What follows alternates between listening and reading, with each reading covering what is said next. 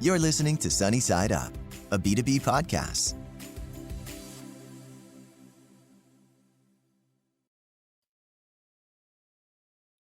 Hey everyone, welcome back to Sunny Side Up. I'm your host, Chris Moody. Today I'm very excited to talk to Shelley Morrison on mastering the art of marketing, insights from a digital advertising expert. Shelley, I know you have a great background, so tell everyone about yourself. Hi, yeah, I'm glad to be here. So yes, I'm currently the Vice President of Global Demand at Domo, which really means that I handle kind of all digital marketing integrated campaigns, really the hub of digital efforts for marketing for the organization. But I have a really, really deep history as a seasoned and full journey marketer, expertise in global demand generation, offline and digital media, growth strategy, sales and marketing alignment, all of those really key things necessary to kind of thrive in the industry. And I spent almost all of my career in agency world and then made the switch to corporate into tech because I just love the Domo product and really knew that I wanted to, if I ever made the jump, I wanted to really get into a company where I could rally around the product and be energized by it all the time. And that's why I've been here for 3 years. And I'm just really excited for this conversation. Well, we're excited too. So thanks for joining us. And one thing we talked about in the prep call, you actually had a double major in advertising and marketing. So I'd love to understand first what inspired you to do that.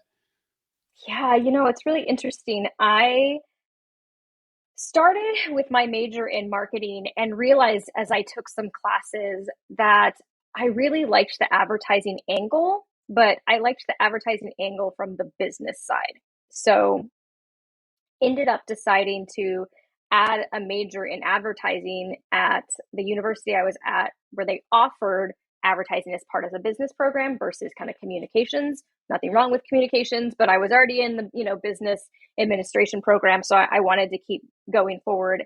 Added that double major, and honestly, it's been really interesting because you get kind of the marketing aspect in terms of all the various pieces that are necessary to succeed in a marketing.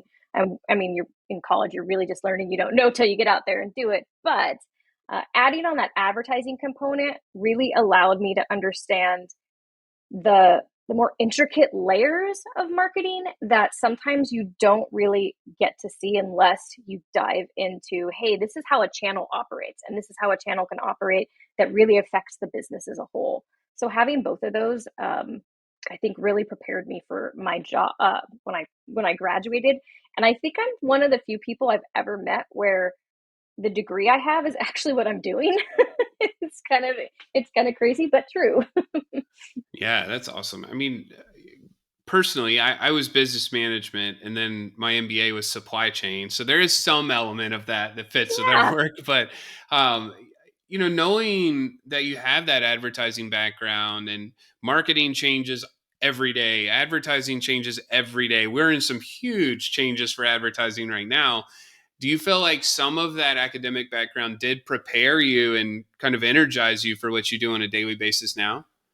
100% it did. And, your marketing changes constantly, but advertising moves even faster, especially if you're working in the agency side. But even on, in the corporate side, you're constantly pressed to do more, to try new things, to be innovative, because even as consumers, our habits change constantly. And if you're not kind of moving quickly and making adjustments and taking risks and trying new things, then you're going to be left behind, right? And so having that part of my college experience and education be that type of almost flexible, nimble, agile, all the buzzwords you can imagine when you talk about what, successful advertising is, but having that view in out the gate really allowed me to excel in my career, because I wasn't surprised when I came in and started doing it and it was like change things, do new things constantly, constantly, constantly. Yeah, I think that's great. And let's dig on the agency side. So going from agency world to in-house, that was a strategic move, right? I'd love to 100%. understand the diverse background you have in paid media and agency work and how that's helping you thrive at a company like Doma. Yeah, I think I honestly think if you're in marketing or even kind of creative other elements that agencies are really, really good at, you should probably work at an agency at least once, because what I really loved about agency work and what I think has helped me thrive at Domo is that that constant testing mentality, pushing the envelope, trying new things, being innovative. Your customers and clients are paying you to do a service, and they expect you to bring the best every day. And so you have to constantly have that flexibility to pivot and move and shift and change, and still have everything rooted in strategy, right? And so coming to a company like Domo, I have just been, another reason I really love working here is it's not a boring place to work. Like, we are constantly trying new things and testing and proving more and more and more. And I think that creates an environment where people are genuinely curious. They want to do really great work, and they want to push themselves and each other. And that's how agencies are, that same type of mentality. And so for me, it was an easy shift, and also has allowed me to thrive here, because I have that in my background already, where it's like I can rally my team around trying new things and not being afraid to test and fail and test and learn and push the envelope further. Yeah, I love that. Personally, I think it's hard to embrace experimentation if you haven't had an experience like that. So that's a huge lesson for everyone. A couple things that stand out to me, coming from analyst or advisory side and doing that for a while too, and consulting. I feel like so much of our job is communication and getting buy-in and winning people over internally. And I think if you're in an agency or a similar role, that's part of the job. I mean, That's you're You got to do that. constantly winning people over Yeah. every day, right? Yes, absolutely. You have to be, and you have to sell through new ideas, because sometimes the clients aren't as big of risk takers as you think is necessary for what they're trying to do, or they really want to understand the strategy behind something a little bit further. You have to be able to really communicate and express what you're trying to get across, and also you know sway them to your side a bit, because some organizations have um, kind of some tried and true mentalities that aren't always.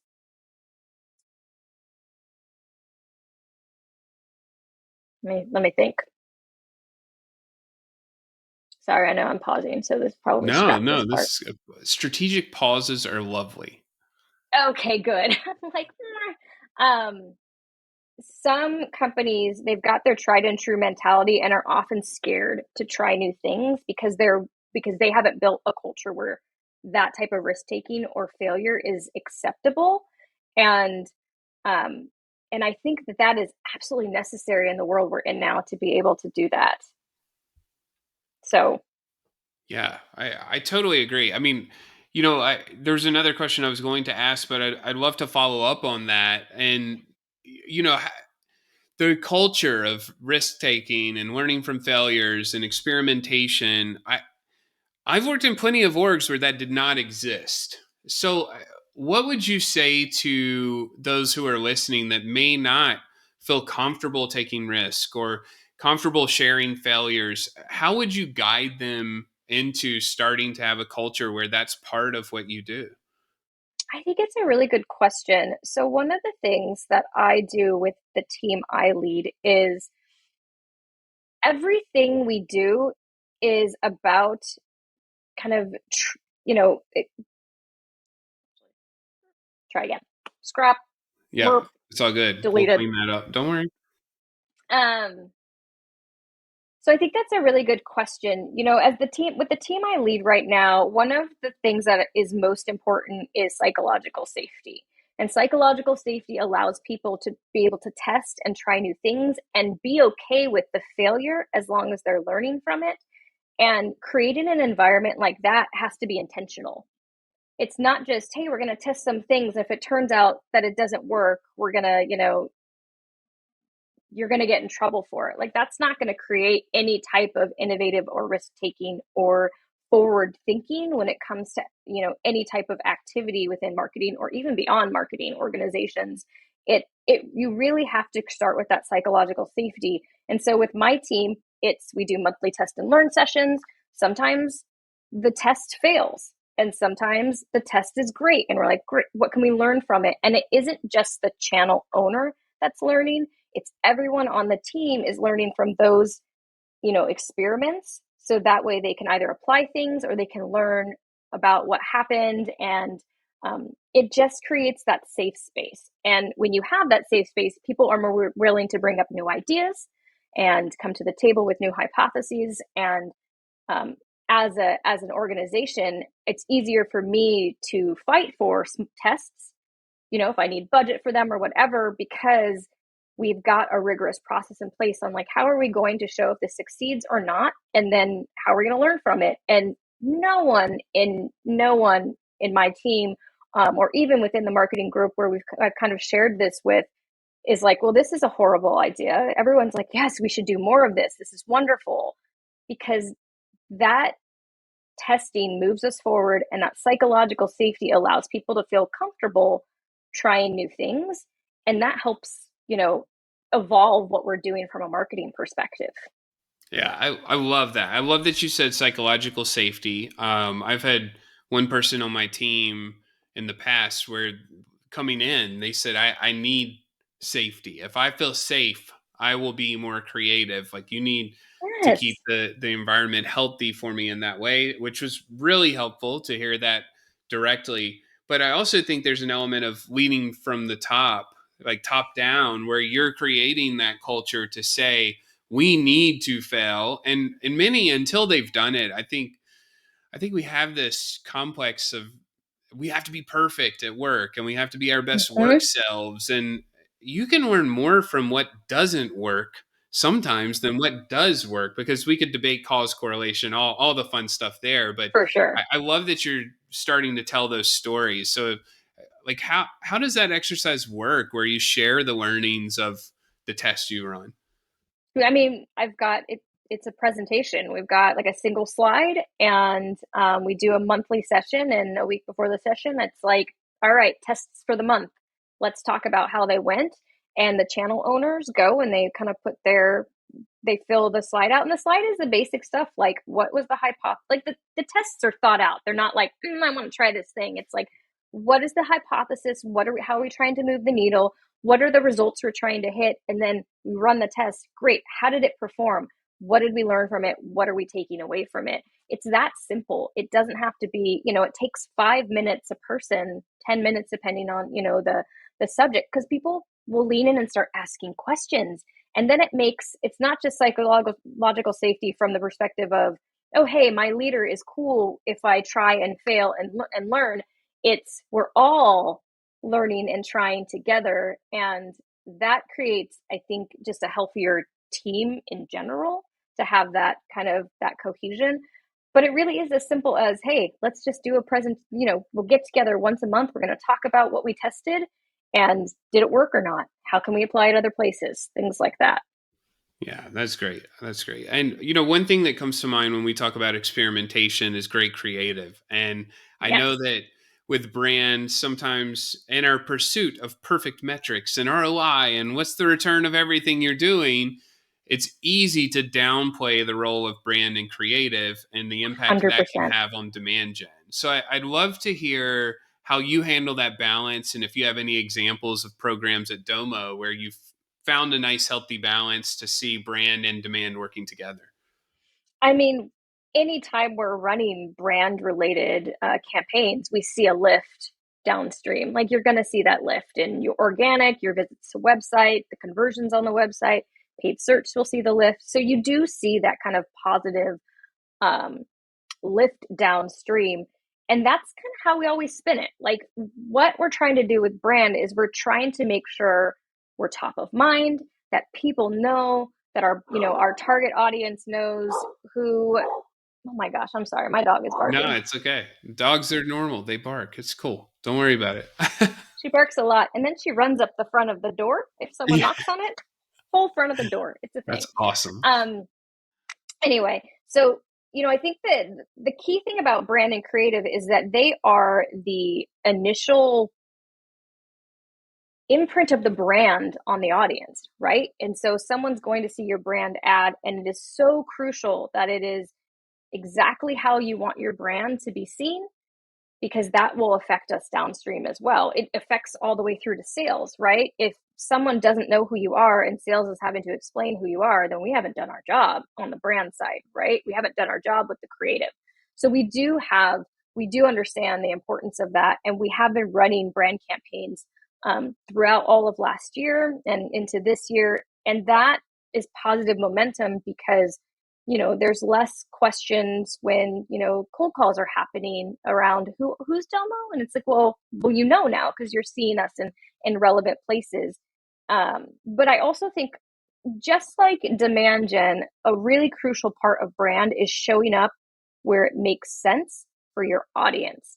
So your brand messaging might be you, but it still needs to have that really external customer or prospect view to it. Like, how does Domo solve your problems, or how does X company solve your problems? Because if it's just technical jargon in an ad, it's not gonna work anywhere downstream, right? So they play together really, really closely. Yeah, that's awesome. And I'm sure it's easier when you're having a culture that's safe and experimenting and running things that can fail. So that great advice there. I know we're coming up on time. There are a few questions we like to ask to close it Okay. out. The first, is there a book, blog, newsletter, website, podcast, or video that you'd recommend to our listeners? Oh my gosh. Yes. Um, I just finished, and this is a little bit of an older podcast, but I really, really enjoyed it. It's only 4 seasons. It's called Unobscured, and it is a podcast that kind of each season picks kind of a darker aspect of history. So the first season is the Salem witch trials, and completely digs into kind of what really caused it. What is the truth behind the stories that we hear, to get to the heart of the history, and how some of the things that have happened in our past still resonate into, what's going on today. Like, you think, one of the things in this particular first season they talk about is like the divisiveness that was happening at the time. And it's like, that hasn't changed, right? So we like to think that the current, where we are currently, is like, this is the worst it's ever been, but it's really not. Like, history shows us that things are a little bit circular. And what I really like about the podcast, or just kind of history podcasts in general, is being able to dig into what's happened in the past, learn from it, and then there's a storytelling aspect to history that I really, really like. And everything we do, whether or not people realize it, in all our jobs, there's a storytelling aspect to your job. So I really recommend that one. That's so good. That's great. I'm gonna have to check that out. I mean, a part of me wants to do that for marketers. How can we go into the history of what's happened in marketing and marketing technology and really unpack why it happened, what's going on, what will happen next? So that might be a different idea for me there. I'll have to listen to it in that context. But the other one we love to cover are there any people that come to mind that you think we should have on the show that might inspire you in the B2B space? That's a good question. I feel like I would be mentioning like my colleagues and coworkers, because I work with a lot of really, really, really great inspirational B2B folks. Our new CMO, Mark Booth, really, really awesome, very great energy, incredibly smart, really, really good at like customer storytelling and customer marketing. And like, just, I find him to be very inspirational. Let's see, who else? Do you really feel like I would just list off a bunch of people that Oh, I this work is with? totally fine if it's people you work with. In many cases, they're the ones we need to shine the spotlight on sometimes. Yeah.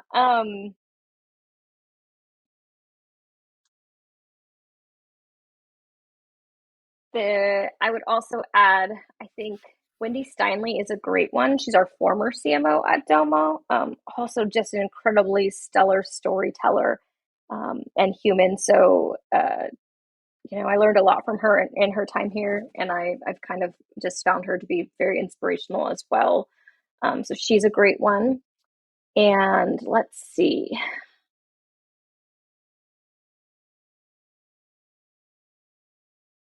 Hmm. feel like I'm just like, hey, my former CMO, my current Yeah. CMO, both very inspirational. Of course they are. Lacey Zimmerman, who is also within the marketing organization at Domo. She's run brand and customer marketing and things like that. She is an incredibly stellar marketer. I'm always in awe of her. I really, one of the things I love is learning from my peers and from folks around me. I don't know everything. I don't think any of us know everything. And just learning from folks where I can, you know, apply it to what I'm doing, I think is really great. And so she's an amazing person. I think it's very inspiring. And I think a lot of other people at Domo think she's pretty inspirational too. So That's great. Awesome. And then the most important question of all, after this episode, how can people get in touch with you? oh, well, LinkedIn, right? Just Shelley Morrison on LinkedIn. It's me. Probably the easiest way to get in touch with me is kind of via LinkedIn. All right. Perfect. Well, thanks so much for your time, Shelley. We really appreciate it. Yeah, thank you for having me. This was fun. Thanks. Thanks so much for tuning in to this episode of Sunny Side Up. If you liked what you heard, please rate and review us and subscribe to our show on iTunes, Spotify, or wherever you consume podcasts. You can also find us on YouTube and Demandbase TV.